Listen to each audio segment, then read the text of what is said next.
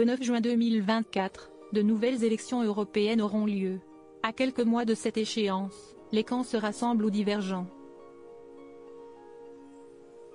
Si est-il le cas de Raphaël Glucksmann, homme politique de gauche, fondateur et leader du parti Place Publique, et de son collègue François Ruffin, gauchiste également, mais membre du parti La France Insoumise et député de la Somme.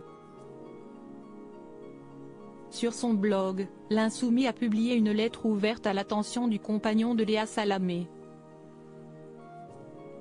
Bien que le texte soit empreint de respect, il demeure très critique envers celui qui sera tête de liste pour les élections européennes du Parti socialiste, PS, sans agressivité, mais avec sincérité. François Ruffin exprime un franc désaccord et une inquiétude pour l'avenir de leur camp.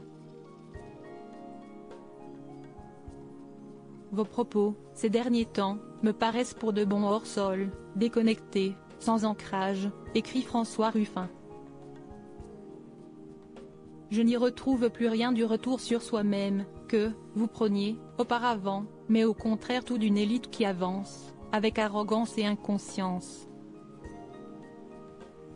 Un constat franc qui se veut une invitation au dialogue, émanant de celui qui appréciait autrefois Raphaël Glucksmann pour sa lucidité et son autocritique de classe, c'est votre rapport au peuple, au pays, fait de doute, de retour sur soi, qui m'avait intéressé. Vous sentiez des choses. Mais cet homme-là, je ne le retrouve plus. Quand je vous écoute, ces temps-ci, j'entends justement le gouvernement des experts, sans le peuple, regrette François Ruffin.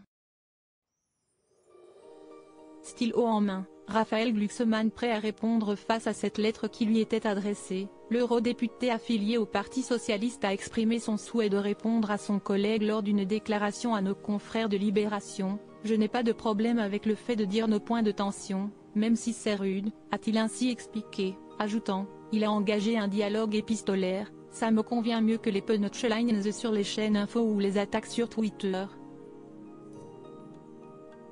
Raphaël Glucksmann espère par ailleurs que sa réponse pourra donner quelque chose de productif.